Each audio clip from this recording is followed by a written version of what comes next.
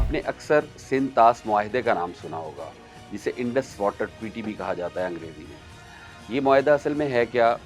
آپ کو بتاتے چلیں کہ تقسیم ہند اور قیام پاکستان کے فوری بعد دونوں ملکوں کے درمیان، انڈیا اور پاکستان کے درمیان جو بڑے بڑے تنازعات تھے، ان میں سے ایک پانی کی تقسیم کا بھی تھا۔ 1951 سے لے کے 1960 تک 9 برس ورلڈ بینک اور دیگر جو عالمی ادارے ہیں، ان کی ثالثی میں دونوں ملکوں کے درمیان ڈویژن آف واٹر کے اوپر کام ہوتا رہا۔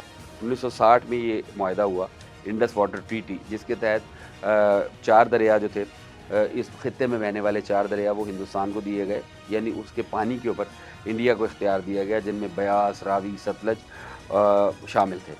اچھا، اس کے بعد جو پاکستان کو دریا ملے، وہ اس میں دریائے سندھ شامل تھا، اس میں چناب شامل تھا، اس میں جہلم شامل تھا، اور یوں پانی کی یہ تقسیم عمل میں آئی۔ اچھا، یہ جو پانی کی تقسیم اس وقت ہوئی تھی، اس میں یہ تھا کہ یہ جو 3 دریا جو انڈیا کے حوالے کیے گئے تھے، 4 راوی، ستلج، بیاس، ان کا تو کوئی پاکستان میں گزر تھی اتنا تھا نہیں۔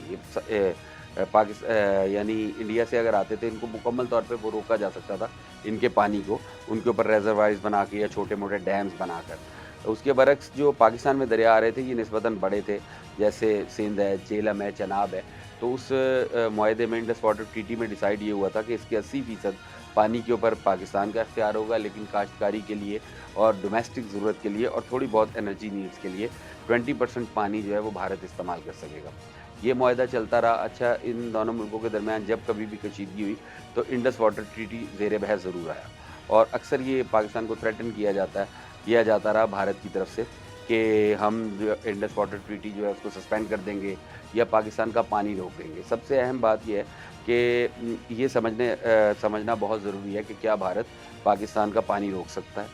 بین الاقوامی قوانین جو تحریر میں آئے ہیں، وہ تو آج آئے ہیں، آج 100 سال پہلے، 200 سال پہلے، 300 برس پہلے، لیکن پانی کی جو تقسیم کا ایک فنڈامنٹل لا ہے، جو صدیوں سے، ازل سے چلا آ رہا ہے، وہ یہ ہے کہ پانی پر اس کا حق ہوتا ہے جو ٹیل پہ بیٹھا ہوتا ہے۔ یعنی پانی اگر پہاڑوں سے بہنا شروع ہوتا ہے تو جہاں آ کے وہ سمندر میں ملتا ہے نا، پانی پہ آخری حق ان لوگوں کا ہے جو ٹیل پہ، یعنی اس کے اختتام پر بیٹھے ہوئے ہیں۔ لہٰذا بھارت پاکستان کا پانی، بھارت ہی کیا، دنیا کے کسی بھی ملک میں بہتے پانی کو روکا نہیں جا سکتا۔ آپ اس پہ اس کا فلو کم کر سکتے ہیں، اس کو استعمال کر سکتے ہیں، لیکن حق، فائنل جو رائٹ ہے اس کے استعمال کا، وہ اسی کا ہے جہاں پہ آ کے وہ دریا اختتام پذیر ہوتا ہے، جو ٹیل پہ بیٹھے ہوئے ہیں۔ تو جو دریا پاکستان میں آگے اختتام پذیر ہو رہے ہیں، جن کی ٹیل پاکستان میں، اس پہ انڈیا کچھ نہیں کر سکتا۔ سیاسی طور پہ یہ بہت زیادہ باتیں کی جاتی رہی ہیں کہ ہندوز جو تھے بر صغیر کے، وہ بہت زیادہ اسٹیبلشڈ تھے، پڑھے لکھے تھے، سیاسی شعور زیادہ تھا، لیکن عمل سے لوگوں نے ہمیشہ یہ ثابت کیا کہ سیاسی شعور وہ کچھ بھی نہیں تھا، بلکہ عقل کی کمی ہے۔ کافی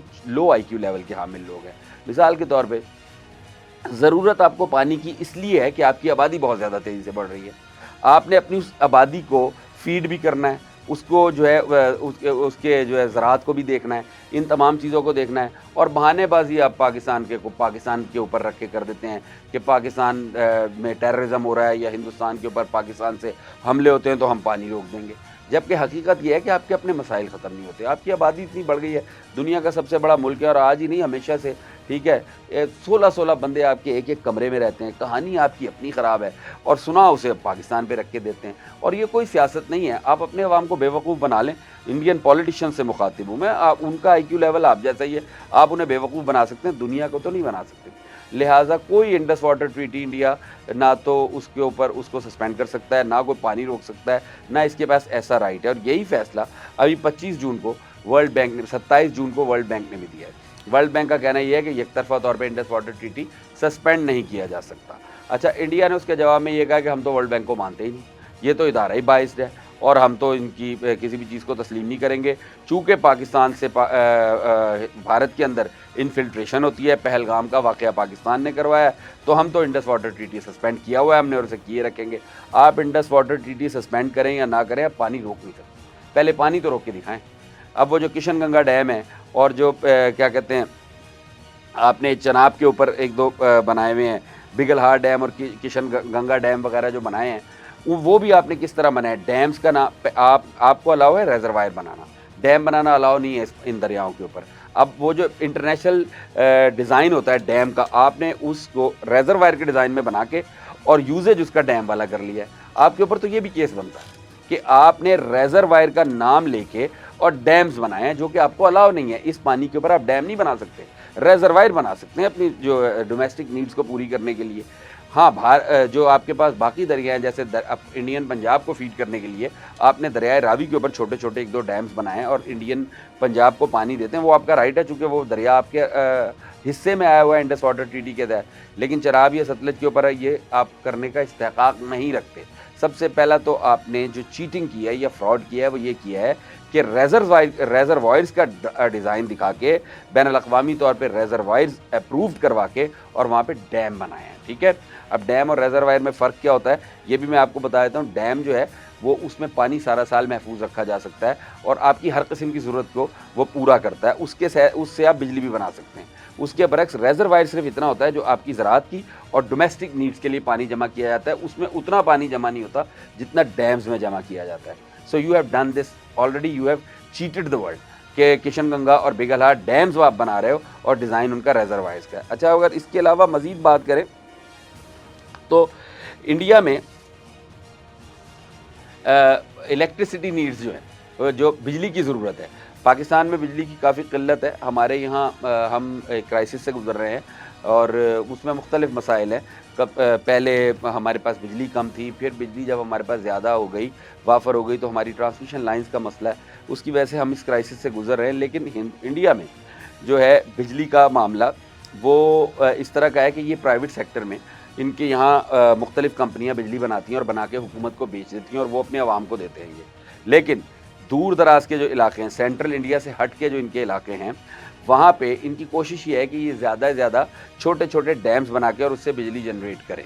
اور اس میں یہ جو بالخصوص جو بگل ہاٹ ڈیم ہے اس کو یہ اس مقصد کے لیے یوز کرنا چاہتے ہیں. اچھا, انڈس واٹر ٹریٹی ان کو تھوڑی سی اجازت دیتا ہے کہ تھوڑی سی بجلی زراعت کی ضرورت کے لیے آپ بنا سکتے ہیں, تھوڑی سی زراعت کی نیڈس کے لیے آپ بجلی جنریٹ کر سکتے ہیں, اور وہ اس کی مخصوص لمٹ ہے.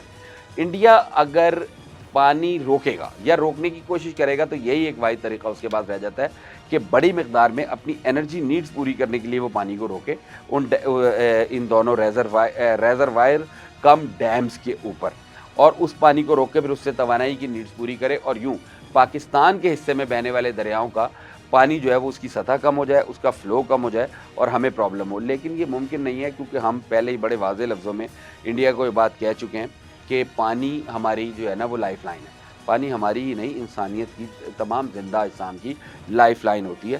تو لہٰذا کوئی ایسی احمقانہ حرکت اور بے وقوفانہ حرکت کرنا مت.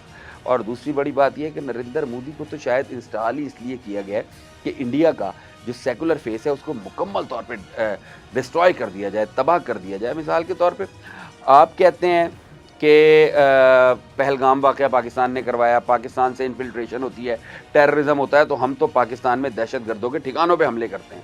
اور دوسری طرف آپ کہتے ہیں پانی روک دیں گے, پانی تو عام انسان استعمال کرتے ہیں, پانی دہشت گرد تو نہیں یوز کرتے. پانی تو ہمارے استعمال میں ہے نا, عام شہریوں کے استعمال میں ہے پاکستان کے.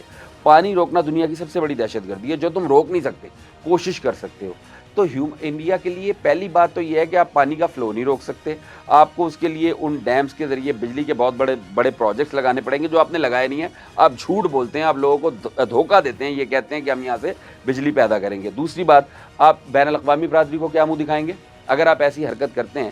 تو ہیومن رائٹس کے نام پہ آپ کہتے ہیں آپ کے خطے ملک میں پاکستان ہیومن رائٹس کی بھی وائلیشن کرتا ہے, ہم نہیں مانتے, لیکن آپ کہتے ہیں کہ سو کالڈ ٹیررزم بھی کرتا ہے پاکستان. تو آپ یہ کیا کرنے جا رہے ہیں؟ مطلب کر تو نہیں رہے, آپ کی اتنی اوقات نہیں ہے کہ آپ کر سکیں, لیکن کرنے کا دھمکیاں تو دے رہے ہیں نا.